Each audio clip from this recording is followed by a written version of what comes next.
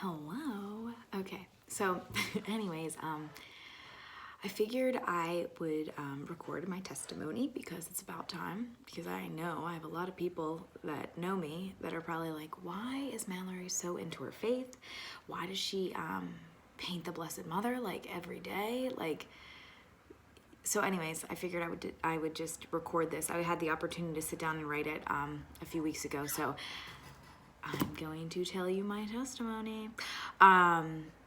But while I was preparing for this, researching different resources, just trying to remember that this is not my story. Like, this is God's story, and this is God's constant pursuit of my life. And I mean constant because I'm a wanderer, and it's just amazing how he really does pursue us all, and he does this in different ways that speak to each of our hearts. And just sitting back and reflecting on these pursuits is amazing because you just get the opportunity to really see how God is everywhere in our lives, in our struggles, in our doubts, in our joys, and how he's everywhere and he's present. And so is the Blessed Mother, and she's right there guiding us to his merciful love.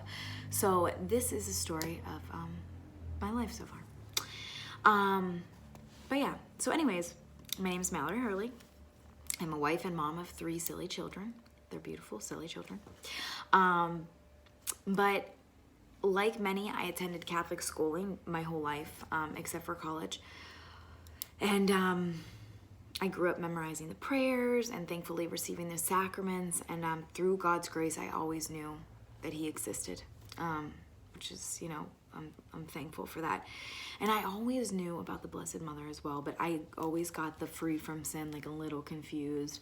I distinctly remember after my first reconciliation, skipping in the courtyard, just like, I'm like Mary. And then, clearly I'm not like Mary. But I know I received graces through her intercession that day, and it's just a funny memory that I have. But aside from that, I really didn't want to go to church as a kid unless there was a donut involved. I really, I didn't really want to go. I did go to Our Lady of the Sacred Heart High School, and I didn't really do well in religion class. I didn't fail, but I wasn't doing that well. I just really didn't understand words and terms. There's so many lists of different things, and I just couldn't connect them. So, actual sin, mortal sin, venial sin, all these different types of sin. Why I thought I was like Mary, I don't know. So anyways, I really didn't, it was like a foreign language to me, really, just Catholic wording was foreign to me. And even though I grew up in it, I didn't connect with it, which is funny because the only thing I really remember learning, I learned other things, but the one thing I remember distinctly is I remember learning the Hail Mary in Latin, which is funny because it's a foreign language. So anyways, I still know the Hail Mary in Latin, and I still say it every day, which I love. So anyways, but thankfully deep down, I knew God loved me through the love of my parents. I knew he loved me. So I'm lucky for that. But my junior year of college, I was able to go to World Youth Day in Cologne, Germany. And I mainly went to hang out with friends in another country, But aside from being with my friends, I was amazed. I really was amazed to see our faith, our universal faith, Catholic means universal. And to just go and see all of these different people with all of their flags from their country and all in one space, all in one spot, was really amazing to me.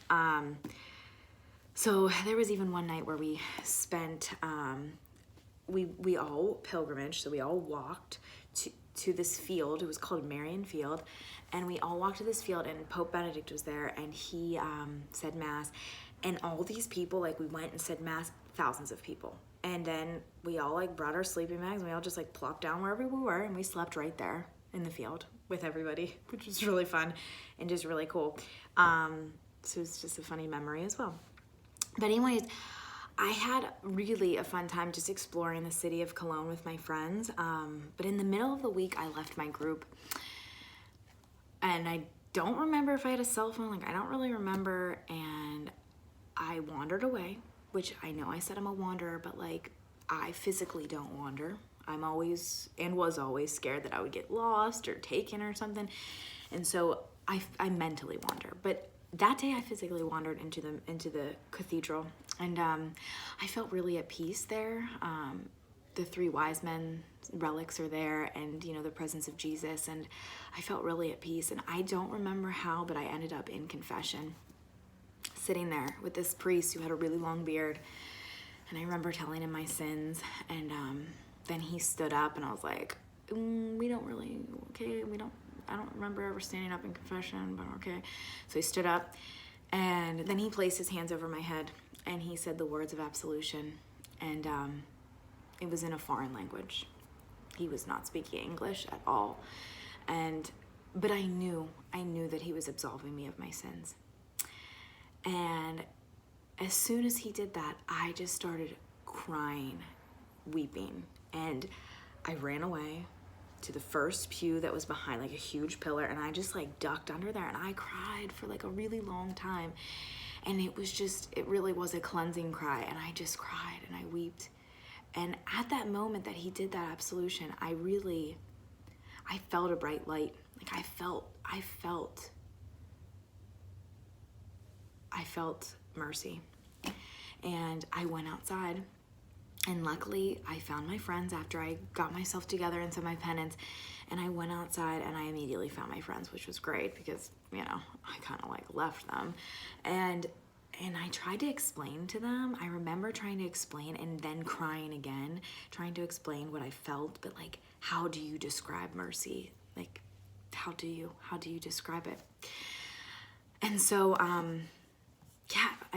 it was an amazing experience in my life, but unfortunately, I didn't accept God in my life at that point. I didn't. Even after that amazing experience, I wish I would surrender to his goodness then, that I went to college and I wasn't living with like God's will in my mind. Like I was just a good person, I thought, and I thought, I'm not as bad as that person over there.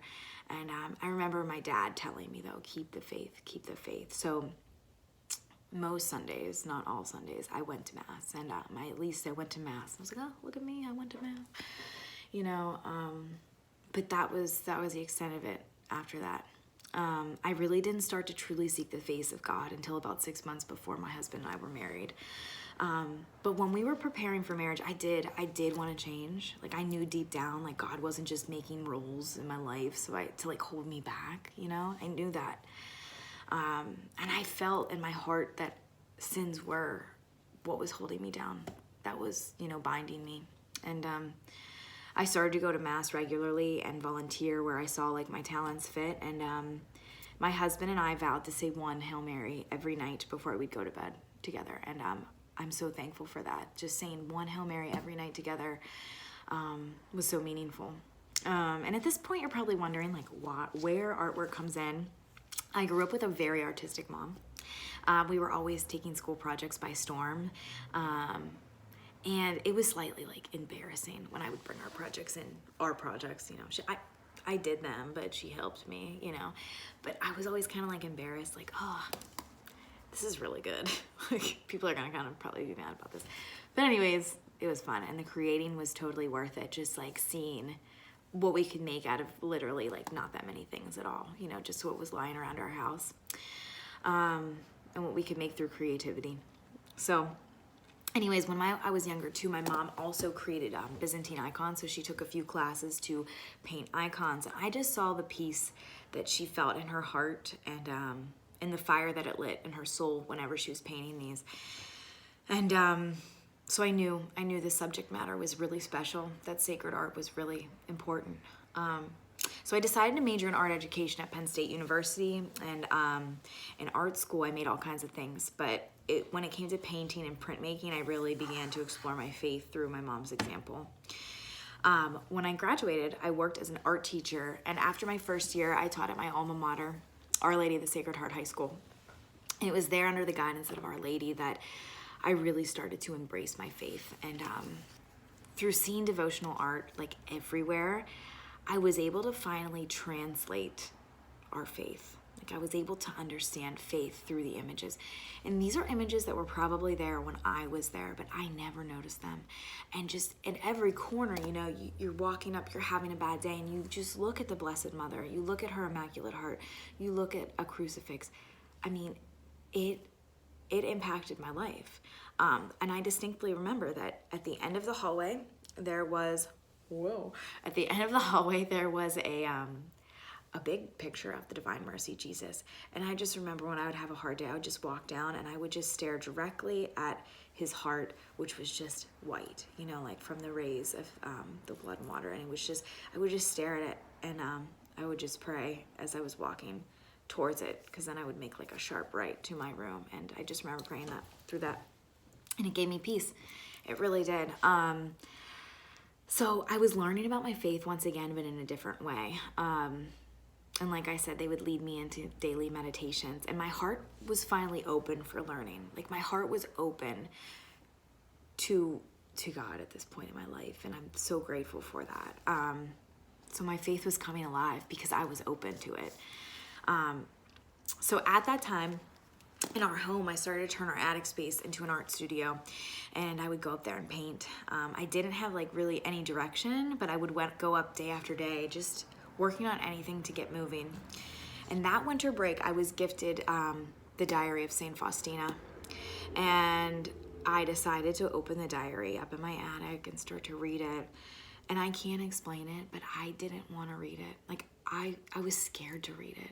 I was scared to see how far astray I was. I was scared to see my self-sufficiency.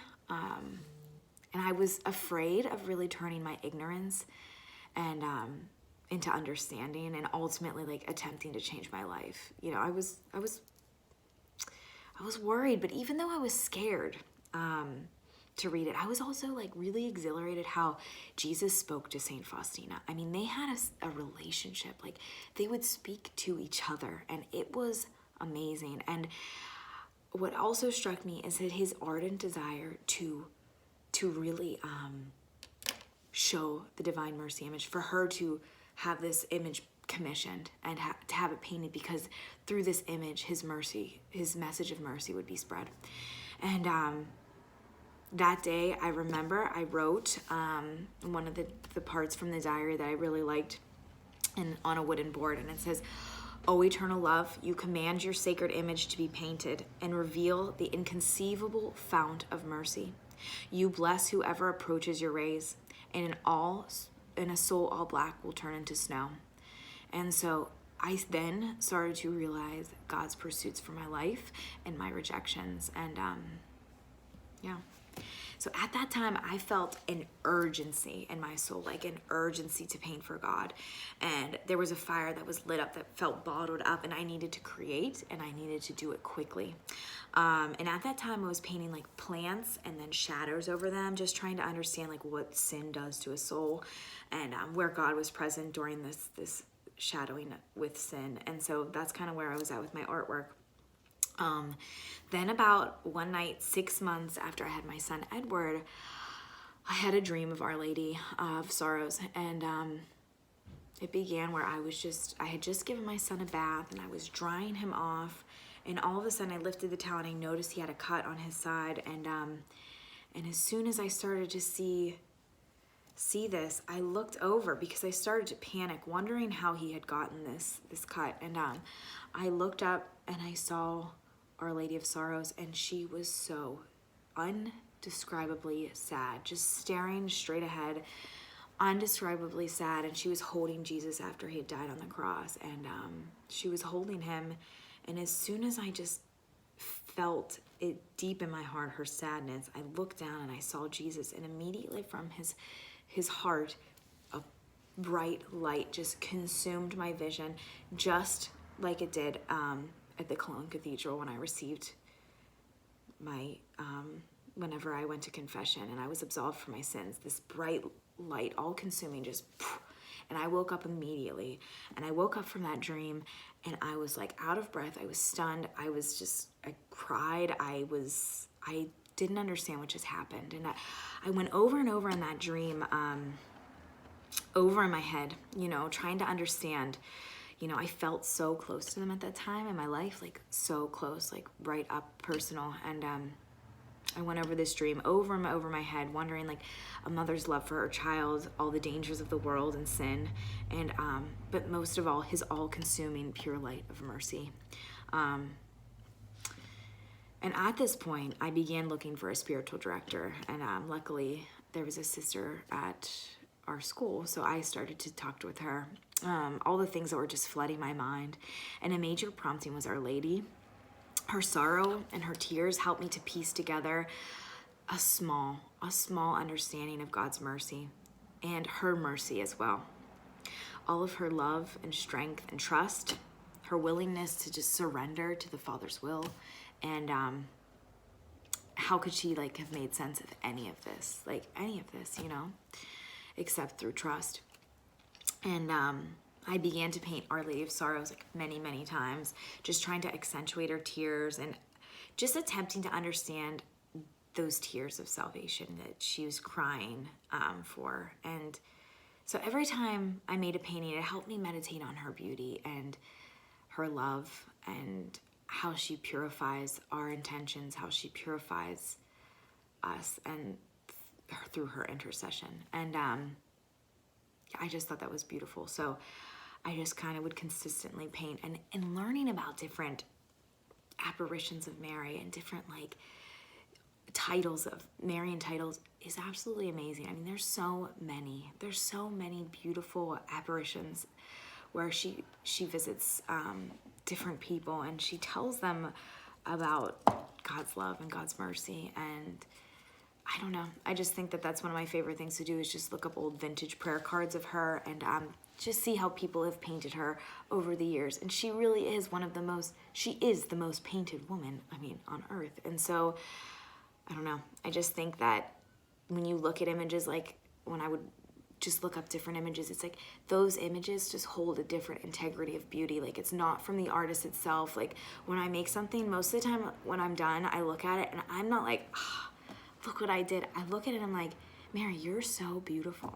And like, it's not because I did this. Like, that's not why. Like, I think it's beautiful. Like, it's just, you radiate beauty. And that's why I love to paint the Blessed Mother, is because the images come together on their own when I'm not trying. You know what I mean? When I let go of like how I think something should look, her beauty just shows through. And it's amazing. It's amazing to be able to learn through artwork, learn more about my faith through artwork. So at this time, which is funny, I remember my brother telling me, like, you should probably paint something other than Mary and like Catholic things. And I was like, oh, all right, I'll try. And so I tried, and it was boring for me. Like, when it gets down to it, I was really thinking, like, when it gets down to like what I want to paint, there's nothing more of a desire than to grow closer to God, and to do that is for me to understand my faith through painting my faith. And so, especially the Blessed Mother, because what she stands for is everything. It's everything. And at times I stopped and I would think, do I love Mary like too much? Like, do I love Mary too much? And there's just that amazing quote from St. Maximilian Kolbe that I stumbled upon a few years ago, and I was just like, you can never love the Blessed Mother more than Jesus. Like, you just can't. How could you love Mary more than God, And I was like, you're right, 100%. And I like moved on and I kept painting Mary. So that's kind of like where that went. But through her, like, I'm continuously learning many things, like how to love and how to be merciful. And I fail at it most of the time, but she's there. And so during this part of my life, my husband and I were having a very, very difficult marriage. He was disloyal to me, and through the grace of God, I was already reading about Our Lady Undoer of Knots. Just her just undoing the knots of our lives. And I cannot believe that I was reading that at this time, because she unraveled those knots. And I'm so thankful for my faith. Like, I cannot imagine where we would be, like, at all. Like, I really believe that with my whole heart, saying one Hail Mary a night saved our marriage. And yeah, on Undoer of Knots, she unraveled many, many knots. And I wouldn't have been able to do many things without her merciful example. God is so good. He's turned so many heartbreaks in our family into peace through her intercession. When I became pregnant with our daughter Jane, I was worried most of our pregnancy. But I tried really hard to just focus on Our Lady of Sorrows day by day, to just continue to trust in God. I painted one of my first Our Lady of Sorrows images at this time, and it's one of my favorites. I'll try to somehow post an image of it. So yeah. So once again, I felt that urgency to paint and to continue to show work. And I wanted others to feel what I felt, like God's pursuit in their life through the intercession of our Blessed Mother. Because she's a mother, and there's something so tender about her to bring us back, to bring us back in our hearts and be open to the Father's love. And so I never felt more alive or like myself when I found the wellspring of love of our Blessed Mother and in growing in devotion through creating images of her. I was making pieces for learning's sake, but I began to question at this point, like, where my work belonged, because, I would submit it for galleries and sometimes it'd get in, sometimes it wouldn't. And just trying to figure out like where it belonged, like, I'm not sure. And I prayed to God. I said, God, like, where does this work belong? And he answered me, and he made me feel like, just keep the work with yourself. Just keep working. Just, keep it to yourself. And, at this time, Jane was still growing in my belly, and I was still creating artwork when I stumbled upon Soulcore. And Soulcore is a way to just strengthen and stretch your body through movements while praying the rosary. And as soon as I found it, I knew I needed to learn more about it. I was struggling still to forgive my husband. I was struggling with body issues, and I had started to pray while working out to like heal these areas of my life and to really heal me from different things. And the rosary is the major healing aspect of Soulcore, but pairing with movement helps tremendously. So there's one position in particular that can be life-changing, and it really is amazing. It's called the surrender position, and it's really just opening your palms up. And that's the basis of it. It's just really opening your palms, and it's done during the Glory Bees. And surrendering, you're just meant to surrender everything, like your cares, your worries, your joys, your suffering, your pain, and just give it to God and trust Him with it. And so I started practicing this movement a lot when I was like preparing for labor for Jane, and I was really anxious about her birth because my first son's birth was like difficult. I was really trying to lean on my own strength, and it didn't work, like, because I was leaning on my own strength. And so this time I knew I just wanted to give up the pain and the anxiety, the fear-driven anxiety. And so I would just open my palms whenever I was just meditating on labor. And I knew I wanted to do the surrender position while I was in labor, to give God that pain at that time. But it's a beautiful way to just like open your palms and really imagine that you're at the foot of the cross. And so that's one of my favorite parts, just imagining that I'm there, like in the dirt, like right there below his feet, and just sitting there. And I just love that. Like, I love being able to move into that position to feel more, to meditate on his passion. So Jane's birth date came, and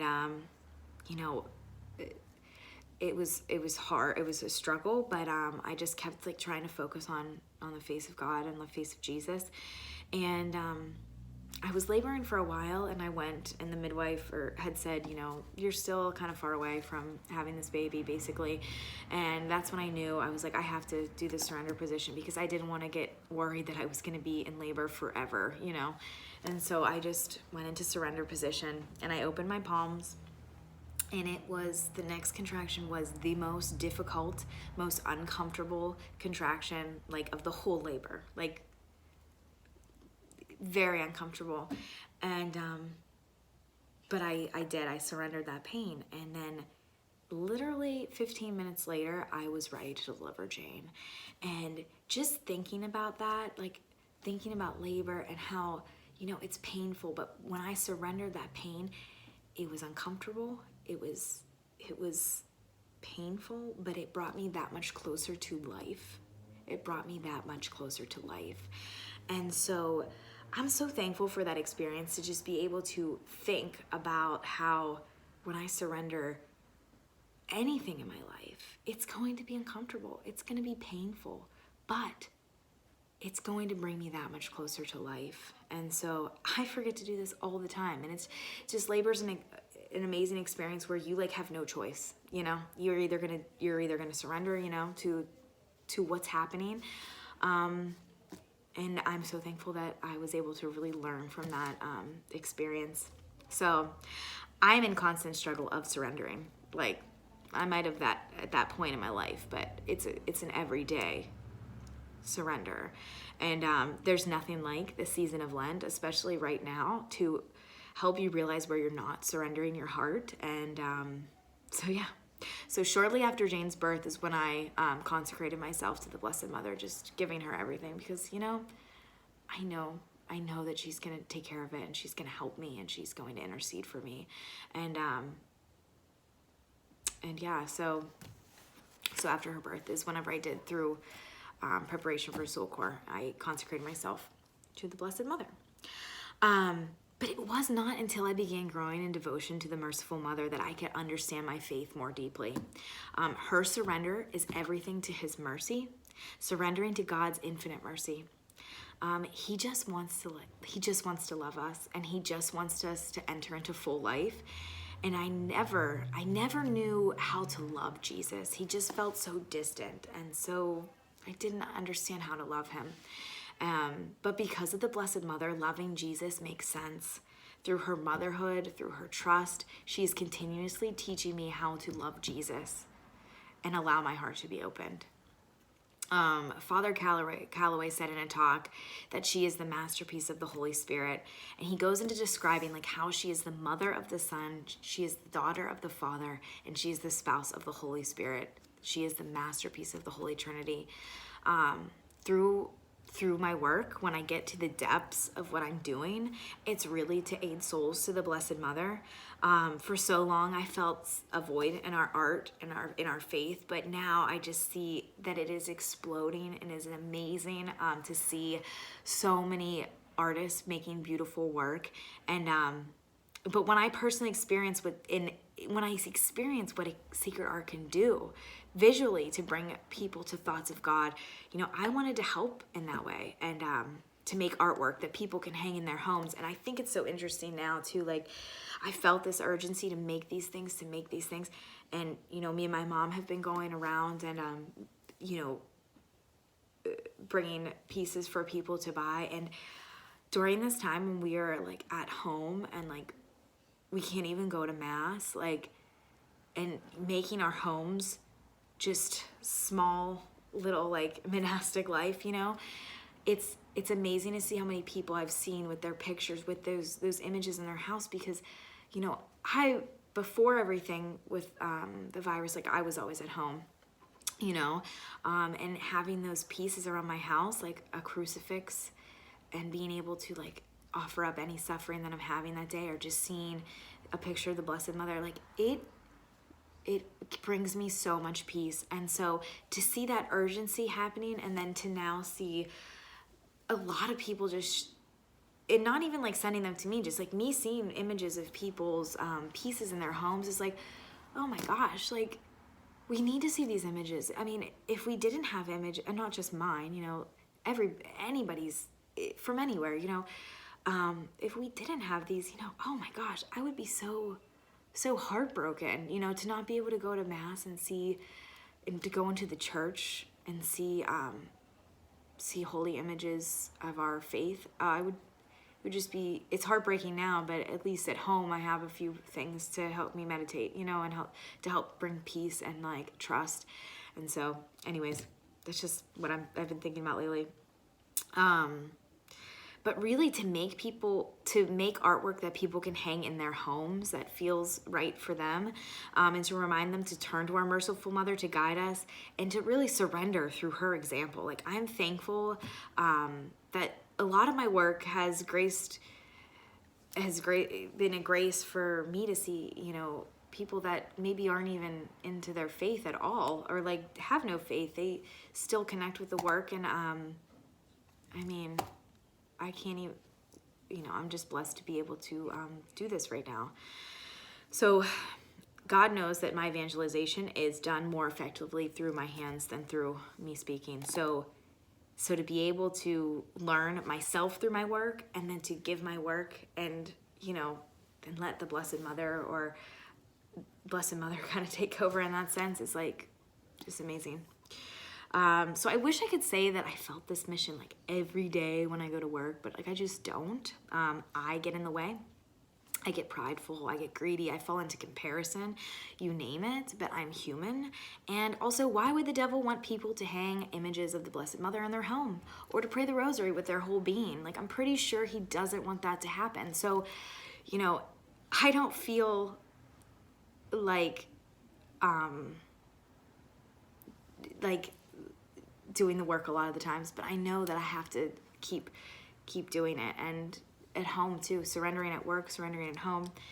But I'm so thankful for our church, and for these times too where we're not allowed to go into our churches, but there's so many ways to still praise God. A lot of masses are online and things like that. So I don't know. It's interesting to see this change, but anyways, I lost my place on here. Hold on, give me a second. So yeah, I have a ways to go. Yeah, I have a ways to go, but it really is true that like diving deep into your faith is more adventurous than like anything. And I feel so much more like I don't know. I'm myself, I don't feel like I'm trying to be this or be that. Like, I'm just trying to have a relationship with God, and he's revealing things to me about myself that I never knew, okay? And I think that's kind of cool. But really, there are infinite things to learn. Like, it's like, I'm never going to learn everything that there is about our faith, because it's such a mystery, and thank God for that. It really will take a lifetime and then some to really just, the depths of our faith is so amazing, and so cool. So anyways, I'm just going to read a quote from one of my favorite quotes, but one of my favorite books right now, Theology of Home. Amazing book, amazing timing for this book to come out. So if you haven't checked it out yet, Theology of Home, Carrie Gress is one of the writers on that book. But they quote a Mere Christianity quote from C.S. Lewis. It says, "Imagine yourself as a living house. God comes in to rebuild that house. At first, perhaps you can understand what he's doing. He is getting the drains right, he's stopping the leaks in the roof, and so on, and you knew those jobs needed doing, and so you're not surprised. But presently he starts knocking the house about in ways that hurts abominably, and it does not seem to make any sense. What on earth is he up to? The explanation is he's building quite a different house from the one you thought of. You thought you were being made into a decent little cottage, but he is building a palace, and he intends to come and live in it himself." And I just love that quote, because just reflecting on Mary as like the ultimate palace, and he needs us to surrender like her so we can become the most suitable dwelling place for God as well. And I just think that's beautiful. So that's my life so far. Since working in my attic studio, my mom and I have decided to open a little art studio on Brookline Boulevard, and that's where we are right now. This is our little art studio on the boulevard, but I still work up in my attic. So we work here most days, but it's very messy, as you can see. But every first of the month we clean it up and we open it up to the public, and yeah, so they can see what we're up to. We won't be having open studio this time, but in months to come, we'll see. We'll just see. We're going day by day. But my favorite part of the whole studio is this, and I will show you it. So, hello. So it's this amazing statue of the Blessed Mother, and I might have to go outside to show it. Yeah, hold on here. Okay. I can't see, but she is just so beautiful, and it's just amazing to see her. I'll actually go outside real quick. So each month we kind of make a new, I don't know if you can see, each month we make a new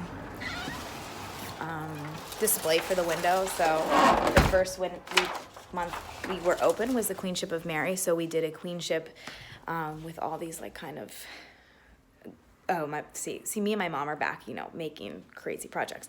So she is really good at making it pretty insane, but she made these pillows that, or not pillows, these huge clouds that kind of like lit up for the Queenship of Mary and things like that. And right now we still have the Annunciation up. It's April now, so it's April 2nd. So we'll have to see. We need to redo the window here. But for now it looks really good, so we're just gonna leave it. But yeah, just having this picture, this image of Mary has been really such a blessing, because there's many people that just like walk by, and we've seen some old men just kind of cross themselves and like pray in front of her. And you know, we see other people just stop and glance at her because she's just beautiful, and not by our own doing, and not for whoever made the statue. She just is beautiful. And there's also sometimes we heard one little girl, she was walking with maybe her dad, and she said, "Who is that?" You know, and people need to know the Blessed Mother. They need to know their mother. And so for however long we are here, we hope to just be able to aid them to her, because she's our mom. She's our mother. And yeah. So that's pretty much it. I don't think I have much more to say. But yeah, so that's my life so far, and it is a day by day, and it's a day by day surrender. And yeah, so please pray for me, and I will be praying for you. And thanks for watching.